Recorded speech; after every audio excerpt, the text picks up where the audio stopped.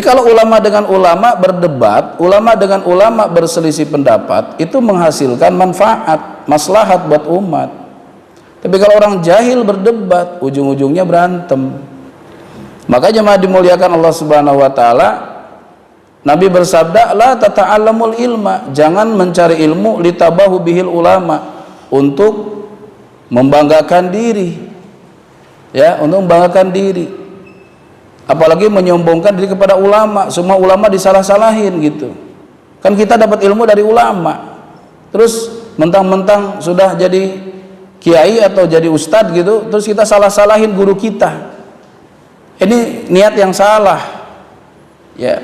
La tata'allamul ilma litabahu bil ulama walitamaru bihi sufaha, jangan mencari ilmu untuk berdebat.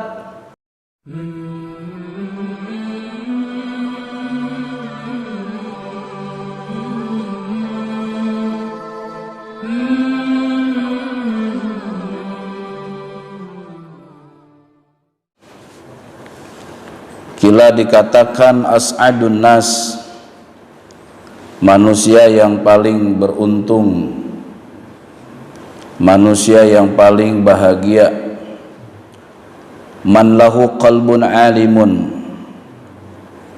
pertama orang yang memiliki hati yang alim. Apa maksudnya? Bi anna Allah ta'ala mahu fi ayyi mawdi'in kana, dia meyakini bahwa sesungguhnya Allah selalu bersamanya dimanapun ia berada. Wa badanun sabirun, golongan yang kedua, orang yang memiliki badan yang selalu bersabar, ala ta'ati wal marazi, di dalam menjalankan ketaatan dan menghadapi celaan. Wa qana'atun bima fil yadi, dan yang ketiga, orang yang qanaat ay ridha, yaitu dia ridha dengan perkara yang ia miliki, min kismatillahi ta'ala, dari pembagian Allah ta'ala. Wasukunul qalbi, dan tenangnya hati, inda adamil ma'lufat, ketika tidak adanya yang ia miliki. Jemaah dimuliakan Allah, kebahagiaan adalah cita-cita semua orang. Di sini dikatakan bahwa ada 3 kelompok manusia bahagia. Pertama adalah orang alim. Orang alim itu siapa? Orang yang berilmu dan mengamalkan ilmunya. Ini orang alim, ya. Jadi bukan orang berilmu tapi tidak mengamalkan ilmunya. Itu namanya bukan orang alim, tapi orang naim, orang yang tidur. Jadi kata Imam Ghazali, manusia itu ada 4 golongan, ada 4 tipe. Pertama orang alim. Orang alim itu orang yang berilmu dan mengamalkan ilmunya. Ini harus diikuti, dicontoh, diteladani. Yang kedua, ada orang jahil. Orang jahil ini orang yang tidak tahu tapi sok tahu. Dikasih tahu nggak mau tahu. Ini harus dijauhi, jangan diikuti dan jangan dilayani orang jahil ini. Yang ketiga ada orang naim. Naim ini orang tidur. Siapa yang disebut dengan orang yang tidur? Dia berilmu tapi tidak mengamalkan ilmunya. Berilmu tapi tidak mengamalkan ilmunya. Ini bukan contoh, bukan teladan, tapi orang seperti ini harus diingatkan, dibangunkan, disadarkan. Karena dia tahu tapi dia tidak mengamalkan gitu. Nah, yang keempat ada orang yang disebut sebagai mustarsyidun, orang yang meminta petunjuk. Orang seperti ini harus diberi nasihat. Dia tidak tahu tapi ingin tahu. Dia tidak bisa tapi ingin bisa. Gitu. Jadi manusia ini ada 4 kelompok. 1 diikuti, 2 dijauhi, 3 diingatkan, 4 diarahkan. Ya, saya ulang lagi. Jadi manusia ini 1 ada yang diikuti, 2 dijauhi, 3 diingatkan, 4 diarahkan. Siapa yang harus diikuti? Orang yang berilmu mengamalkan ilmunya. Nah, ini harus diikuti, ya, akhlaknya, amaliyahnya ini diikuti. Karena dia berilmu mengamalkan ilmunya. Yang kedua ada manusia yang harus dijauhi. Siapa harus dijauhi? Orang yang tidak tahu tapi sok tahu. Namanya disebut jahil. Disebut siapa? Jahil. Orang jahil jangan diikuti. Orang jahil jangan dilayani, tapi orang jahil itu harus dijauhi. Ya, wa'arid anil jahilin. Kata Allah, jauhilah orang-orang yang jahil. Yang ketiga ada orang yang harus diingatkan. Yang harus diingatkan itu siapa? Orang yang berilmu tapi tidak mengamalkan ilmunya. Ini harus dibangunkan, harus diingatkan. Jangan dijadikan penasehat. Ya. Jangan dijadikan penasehat. Orang berilmu tapi tidak mengamalkan ilmunya, karena dia tidak cocok jadi penasehat. Jadi yang pantas jadi penasehat itu orang berilmu mengamalkan ilmunya, dia jadi contoh, jadi teladan. Itu. Nah, yang keempat ada orang yang harus diarahkan, diajarkan, yaitu orang yang tidak tahu tapi ingin tahu, disebut mustarsyid. Dia bukan orang bodoh. Orang yang tidak tahu itu ada 2 macam. Ada orang yang tidak tahu tapi ingin tahu, ada orang yang tidak tahu tapi sok tahu. Itu ya. Ada orang yang tidak tahu ingin tahu, ada yang tidak tahu tapi sok tahu. Itu beda perlakuannya. Orang yang tidak tahu tapi ingin tahu, ini harus dijadikan murid. Ini harus dijadikan santri kita. Karena dia ingin belajar, dia ingin tahu. Ini harus diarahkan. Ya, ada orang yang tidak tahu tapi sok tahu, kalau dikasih tahu tak mau tahu, gitu ya. Nah, ini orang jahil, ngeyel, ngengkel. Enggak boleh kayak orang kebegini dijadikan murid, karena dia nggak butuh ilmu. Walaupun tidak berilmu tapi dia tidak butuh ilmu, gitu. Dan tidak boleh dijadikan layan debat, ya, atau layan dialog. Nggak bisa diajak dialog. Orang seperti ini nggak bisa. Kenapa? Kalau dialog maunya menang aja, gitu. Walaupun salah ya tetap aja pinginnya menang, gitu. Nah, ini banyak nih, kalau orang jahil berdialog tidak menyelesaikan masalah, ya, tidak akan menyelesaikan masalah, karena ujung-ujungnya berantem, ujung-ujungnya adu jotos, ya kan? Tapi kalau orang alim, ya, berdialog, membahas suatu persoalan akan menghasilkan manfaat, akan mendapatkan solusi, ya, dan membawa kemaslahatan untuk umat. Yang dicontohkan oleh para ulama, seperti misalnya madhab Syafi'i dengan madhab Hambali, berselisih pendapat, ada hasilnya. Contohnya masalah misalnya batal wudu, ya, masalah batal wudu. Sentuhan suami istri menurut madhab Syafi'i batal wudu, betul? Suami istri bersentuhan tanpa batas, tanpa penghalang, itu batal wudu. Tapi di madhab Hambali, bersentuhan suami istri itu tidak membatalkan wudu, gitu, tidak membatalkan wudu.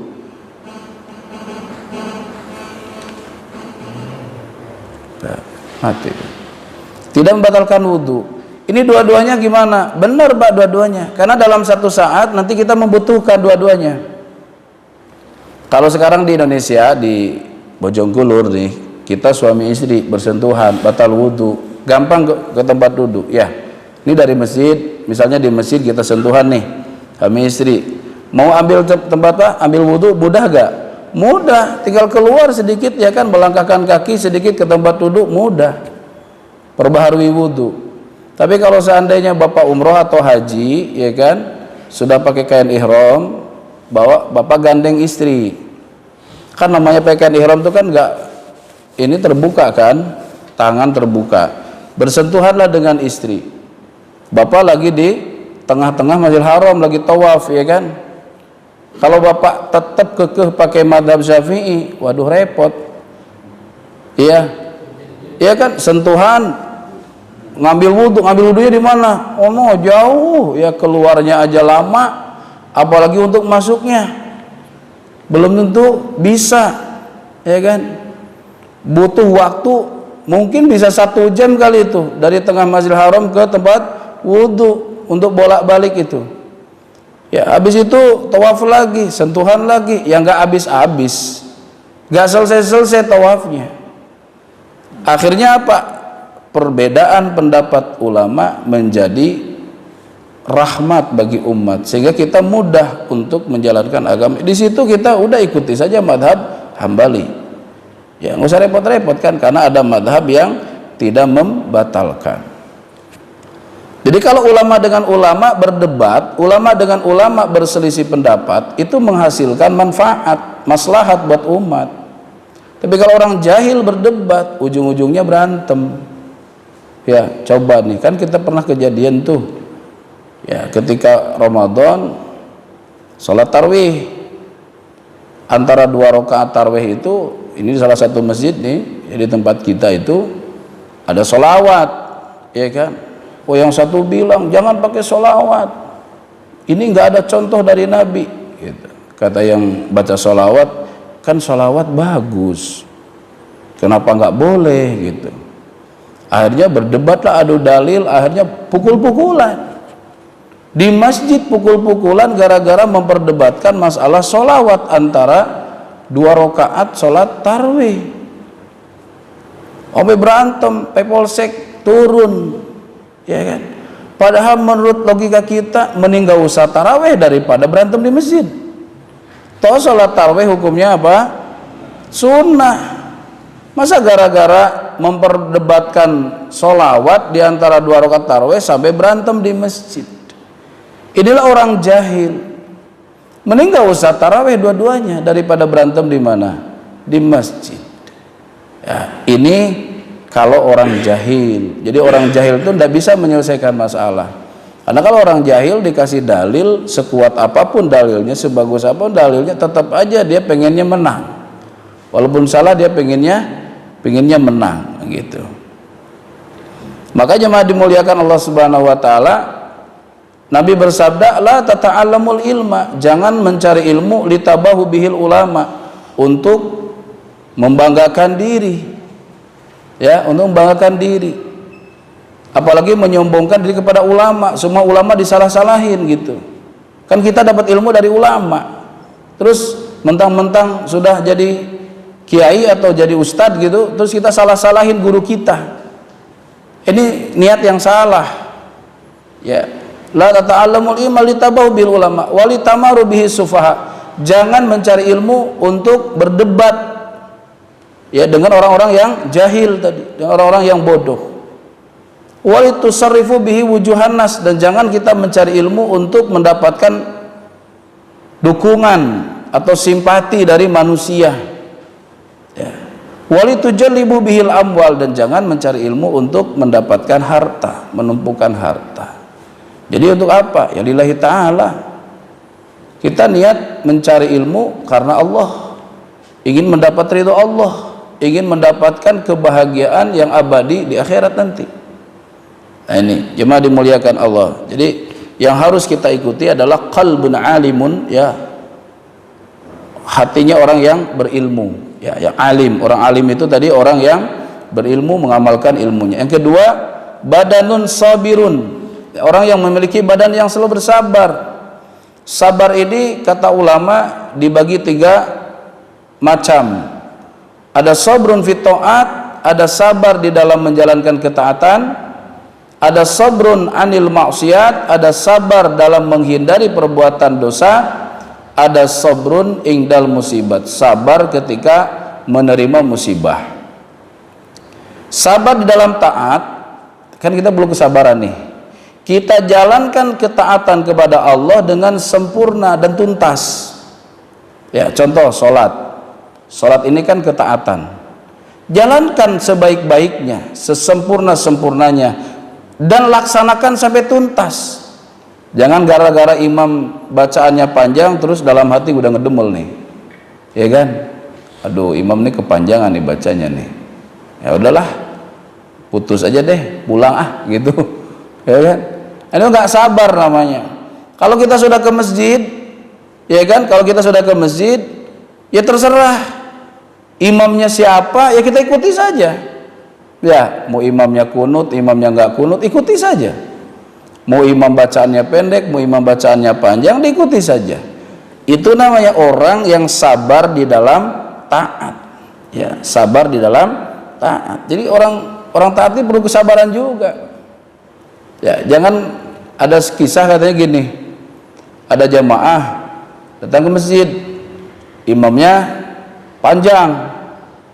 Ya, dia udah pakai baju kantor. Ya, waduh. Bacanya Al-Baqarah, imam bacanya Al-Baqarah. Al-Baqarah sendiri kan udah berapa juz tuh? 2,5 juz ya kan, udah hampir 3 juz. Ya, ngedumel kan dalam hatinya. Selesai sholat, imamnya ditanya, malum makmumnya baru pertama kali ke masjid dan nggak tahu nama-nama surah. Mam, tadi yang dibaca surat apa sih? Kok panjang sekali? Surat Al-Baqarah, Pak, gitu. Al-Baqarah itu apa? Surah sapi betina, gitu. Ya kan? Al-Baqarah itu surah sapi betina. Besoknya pas imam mau mengimamin, ditanya lagi, Pak Imam, kalau subuh ini mau baca apa? Baca surah Al-Fil. Surah Al-Fil itu artinya apa? Gajah.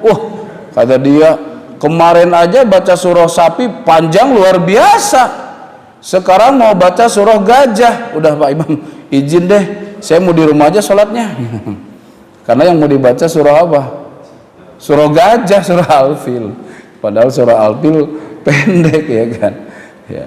Nah, ini karena jahilnya begitu.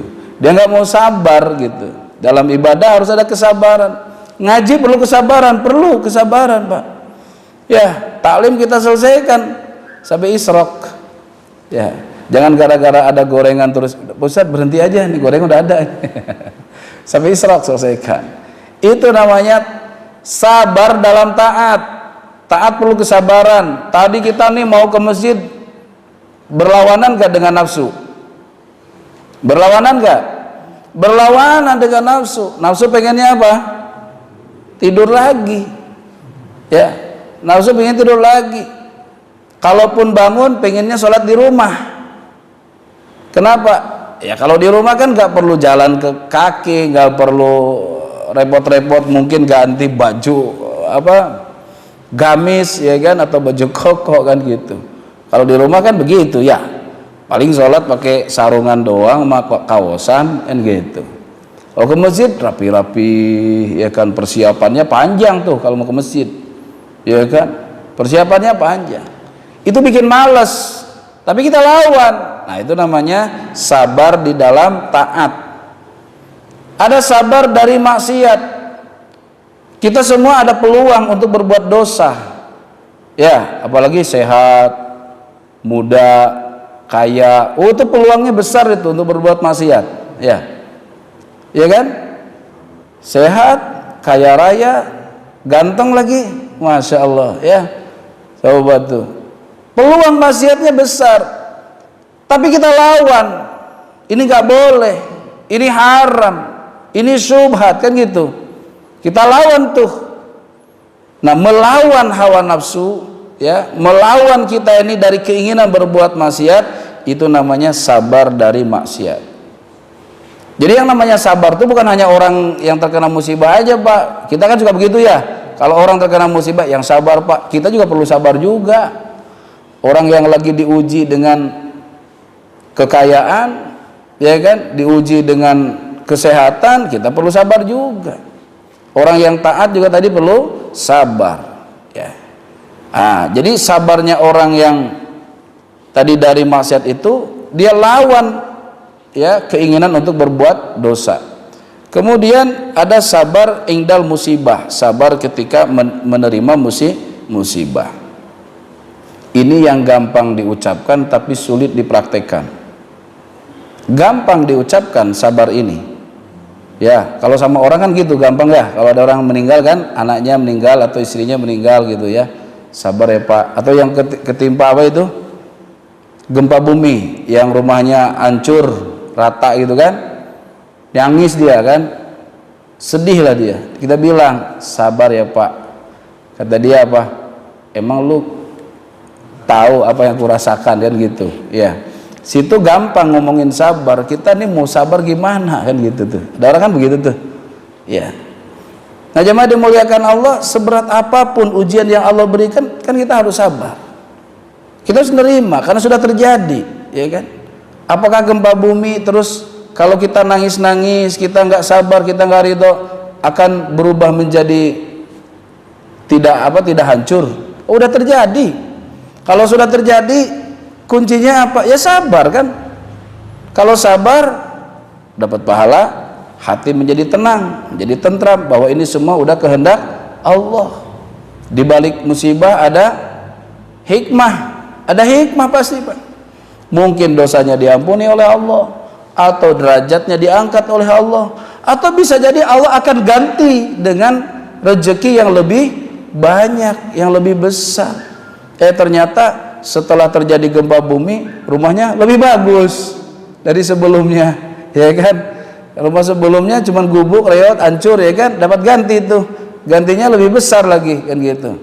Allah punya cara, karena setiap kesulitan pasti ada kemudahan. Inna ma'al usri yusra, ya kan. Kemudian yang dimuliakan Allah, yang ketiga, orang yang paling bahagia itu adalah orang yang qanaat. Qanaat itu apa? Qanaat itu ridho bima fil yadi, dengan harta yang dia miliki. Ya, dia ridho dengan pembagian dari Allah karena Allah sudah bagi-bagi, ya kan. Rezeki kita sudah dijatah masing-masing, udah ada jatahnya masing-masing. Ridho dengan apa yang kita miliki, jangan melirik punya orang, ya. Ridho sama istri yang punya sendiri, ya.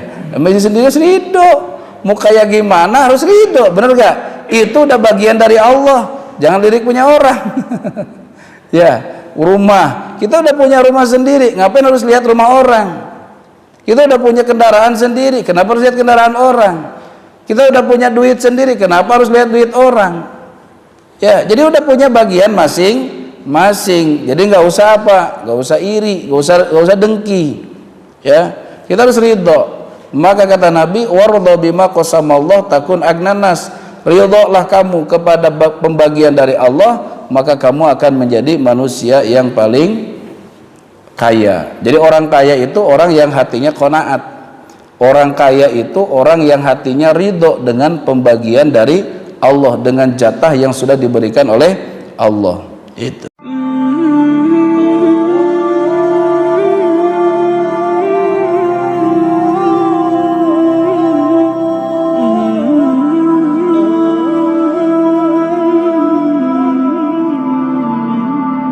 Oh